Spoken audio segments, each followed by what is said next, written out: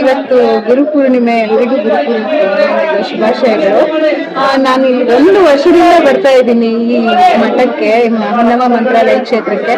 ತುಂಬಾ ಪಾಸಿಟಿವ್ ಆಗಿದೆ ಇಲ್ಲಿ. ನನ್ನ ಮಗಳು ಶರಣ್ಯ ಶೆಟ್ಟಿನ ಕರ್ಕೊಂಡು ಫಸ್ಟ್ ಟೈಮ್ ನನ್ಗೆ ಕನ್ಸಲ್ಲಿ ಬಂದಿರೋದು, ನನ್ನ ಮಗಳನ್ನ ಕರ್ಕೊಂಡು ಇಲ್ಲಿ ಬಂದಿದ್ದೀನಿ ಅಂತ ಒಂದು ಕನ್ಸು ಬಿದ್ದಿತ್ತು ನನಗೆ. ಆ ಕನ್ಸು ಬಿದ್ದಿರೋದಕ್ಕೆ ಅವಳಿಗೆ ಹೇಳಿದೆ ನಾನು, ನೀನ್ ಬೆಳಗ್ಗೆ ನಿನ್ನ ಕರ್ಕೊಂಡು ಹೋಗಿ ಕಾಯಿ ಕಟ್ಟಿರೋ ತರ ಕನ್ಸು ಬಿದ್ದಿದೆ ಕಣೆ, ಹೋಗೋಣ ಅಲ್ಲಿಗೆ ಅಂತ. ಅವಳು ಆಯ್ತು ಹೋಗೋಣ ಮಮ್ಮಿ ಅಂತ ಇನ್ನ ಅವಾಗ ಕೃಷ್ಣ ಪ್ರಣಯ ಸಖಿ ಮೂವಿದು ಶೂಟಿಂಗ್ ನಡೀತಾ ಇತ್ತು ಅಷ್ಟೇ. ಅವಳು ಏನ್ ಹರಿಸ್ಕೊಂಡು ಕಾಯಿ ಕಟ್ಟಲ್ಲ ಅವಳು ನನಗೆ ಹೇಳಿಲ್ಲ. ಆದ್ರೆ ಆ ಮೂವಿ 100 days ಓಡ್ತು, ಅವಳಿಗೊಂದು ಸಕ್ಸಸ್ ಕೊಟ್ಟಿದ್ದಾರೆ ಗುರುಗಳ ಆಶೀರ್ವಾದ ನಮ್ಮ ಮೇಲೆ, ನಮ್ಮ ಮಗಳ ಮೇಲೆ, ಎಲ್ಲರ ಮೇಲೂ, ನಮ್ಮ ಫ್ಯಾಮಿಲಿ ಮೇಲೆ ತುಂಬಾನೇ ಇದೆ. ಈಗ ಅವಾಗಿಂದ ನಾವು ಯಾವಾಗ್ಲೂ ವಾರ ಅವಳಿಗೆ ಟೈಮ್ ಆದಾಗ ಅವಳು ಬರ್ತಾಳೆ. ನಾನು ಪ್ರತಿ ವಾರ ಒಂದೊಂದ್ಸರಿ ಮಿಸ್ ಆಗತ್ತೆ, ಏನಾದ್ರೂ ಬರಕ್ಕಾಗಿಲ್ಲ ಮಿಸ್ ಮಾಡಿದ್ರೆ ಬರ್ತಾ ಇರ್ತೀವಿ. ಎಲ್ರೂ ಬನ್ನಿ, ದರ್ಶನ ಮಾಡ್ಕೊಳ್ಳಿ, ಅವ್ರ ಆಶೀರ್ವಾದ ಪಡ್ಕೊಳ್ಳಿ, ಎಲ್ಲರಿಗೂ ಒಳ್ಳೇದಾಗಲಿ. ಮುಂಚೆ ನೀವು 1 ವರ್ಷದಿಂದ ಬರ್ತಾ ಇದ್ದೀರಾ, ಅವಾಗ ಇವಾಗ ಸಿಕ್ಕಾಪಟ್ಟೆ ಜನ ಆಗಿದ್ದಾರೆ, ನೀವು ನೋಡಿ ಭಕ್ತರು ಸಿಕ್ಕಾಪಟ್ಟೆ, ಏನ್ ಅನ್ಸುತ್ತೆ ಮೇಡಮ್? ನಾನ್ ಫಸ್ಟ್ ಬಂದಾಗ ಈ ಬಿಲ್ಡಿಂಗ್ ಇರ್ಲಿಲ್ಲ, ಇಲ್ಲಿ ಬರೀ ಅಷ್ಟ್ ಮಾತ್ರ ಇದ್ದಿದ್ದು, ಕಾಯಿ ಕಟ್ಟೋದು ಅಷ್ಟು ಮಾತ್ರ ಇದ್ದಿದ್ದು. ನಮ್ದು ಒಂದು 20 ವಾರ 7 ತಿಂಗಳು ಒಂದು 6 months ತಗೊಂಡಿದ್ವಿ.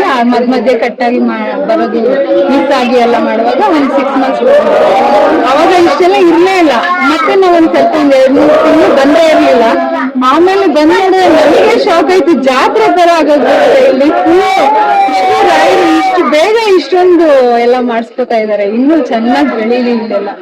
ತುಂಬಾ ಖುಷಿ ಆಗ್ತಾ ಇದೆ ನೋಡಿದ್ರೆ. ಎಷ್ಟು ಇಂಪ್ರೂವ್ಮೆಂಟ್ಸ್, ಒಂದು 6 months ಅಲ್ಲೇ ಫುಲ್ ಇಂಪ್ರೂವ್ಮೆಂಟ್ಸ್ ನೋಡ್ತಾ ಇದೀನಿ, ನಾನೇ ಕಣ್ಣಾರೆ ನೋಡಿರೋದು. ಇಲ್ಲೆಲ್ಲ ಜಾಗನೇ ಇಲ್ಲದೆ ಇರೋ ತರ ಕಾಯಿ ಕಟ್ಟಿದ್ದಾರೆ ಭಕ್ತರಿಗೆ, ಅದೆಲ್ಲ ನೆರವೇರಿಸ್ತಾ ಇದ್ದಾರೆ.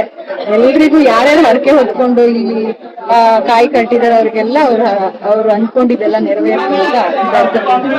ಗುರುಗಳ ಬಗ್ಗೆ ಹೇಳಿದ್ರೆ ಏನ್ ಅನ್ಸುತ್ತೆ? ತುಂಬಾ ಸಮಾಧಾನದಿಂದ ಮಾತಾಡಿಸ್ತಾರೆ, ಅವ್ರ ಬಗ್ಗೆ ಏನ್ ಅನ್ಸುತ್ತೆ?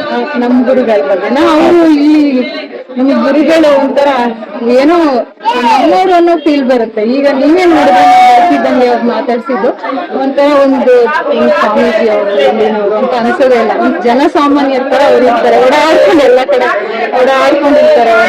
ತುಂಬಾ ಅವ್ರು ನೋಡಿದ್ರೆ ಒಂದು ಖುಷಿ ಆಗುತ್ತೆ.